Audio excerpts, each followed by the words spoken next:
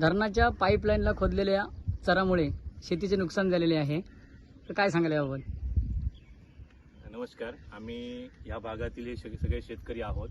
त्या कालव्या पद्धतीने ही जी आपण पाईपलाईन या ठिकाणी खोदली ती आम्ही त्यांना सांगितले होते की त्यावेळी आम्हाला सांगितलं होतं की तुमची जमीन जशी आहे म्हणजे त्या भागावरती तुम्हाला परत शेती करण्यासाठी तशी आम्ही करून देऊ, परंतु प्रत्यक्षात तसं काही घडलंच नाही.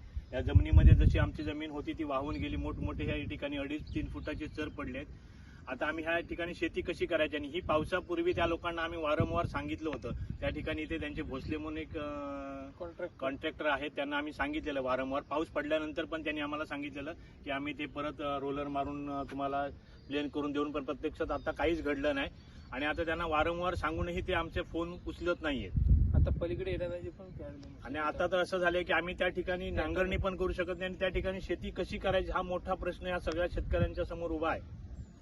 दुसरं काय म्हणजे गव्हर्नमेंटला एवढं सहकार्य करून आणि लोकांचं असं म्हणणं आहे की या ठिकाणी आम्ही सर्व शेतकऱ्यांनी शासनाला एवढी मदत करूनही या ठिकाणी आम्ही म्हणजे शेतकरी आता अडचणी झाल्यासारखं असं वाटतंय. आम्हाला एक कालवा नसलं असतं तरी चाललं असतं.